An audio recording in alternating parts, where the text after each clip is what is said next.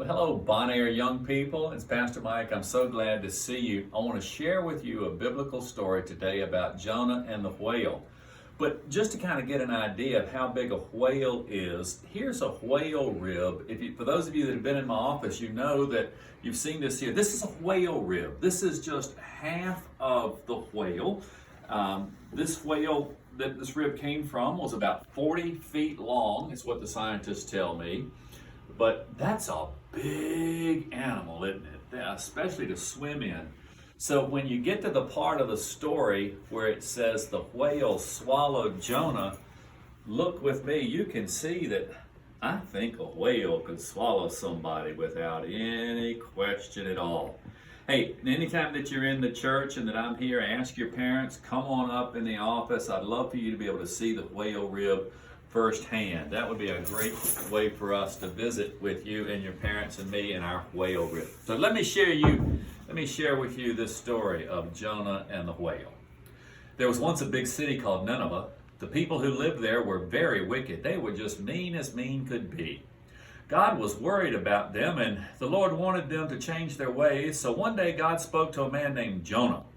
I want you to go to Nineveh, Jonah, and I want you to tell the people there to start being nicer to each other. Tell them not to be so mean, just to ease up a little bit. But Jonah said, God, those people are mean. I don't want to go to Nineveh.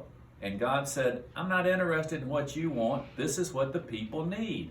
Go to Nineveh. Well, Jonah said, I'm not going. And he got on a boat. Instead of going to Nineveh, he went in the whole different direction.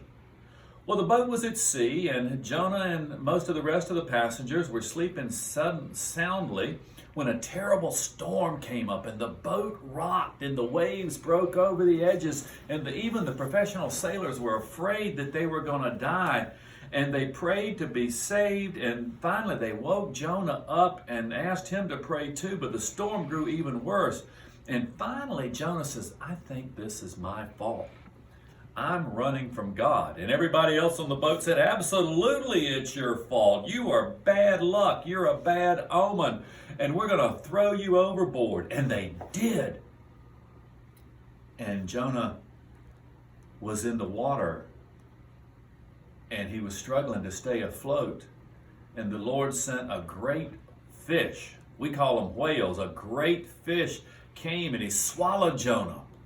I think this was a way of saving Jonah from drowning, but whatever it was, I'm sure it was unpleasant. Jonah stayed in the belly of that whale for 3 days and 3 nights. That's like all weekend and then some, from the time you get off school on Friday to the time you have to go back on Monday. Would you like to spend all weekend in the belly of a whale? Me, either. Well, anyway, Jonah told God that he was sorry for running away, and Jonah said, I'll do whatever you want me to do, Lord. Just let me up out the belly of this whale.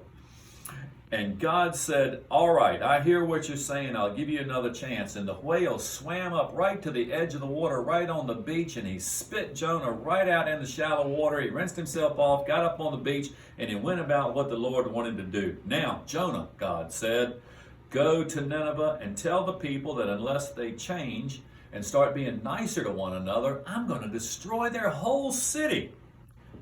Well, this time Jonah listened to God and he went on down to Nineveh. He walked all over the city for 3 days and he told the people to be good. Jonah told them that God was going to destroy Nineveh if they did not change their ways. And everybody listened to Jonah, even that mean old king. And the king told all the people to pray to God and ask for God's forgiveness. And from that time on, the people of Nineveh promised to obey God's laws and to be kinder to one another. And happily, God didn't destroy the city. God was pleased that the people had changed, and God forgave them. Who is it that you need to be nicer to? Who is it that you could be nicer to? Could you do something even more special for one of your good friends at school? Maybe you could do something nice for your parents. Maybe you could even do something nicer for your brother or sister. But what could you do to show God's love for other people? And then also, you notice when you love others, you're loving yourself and you're loving God. Hope you can find something good to do this week. I appreciate you letting me share this story and listening along. I look forward to meeting you and chatting with you, and maybe one day we can have a whale rib visit. May the peace of the Lord be with you and great things happen because of you. Bye-bye.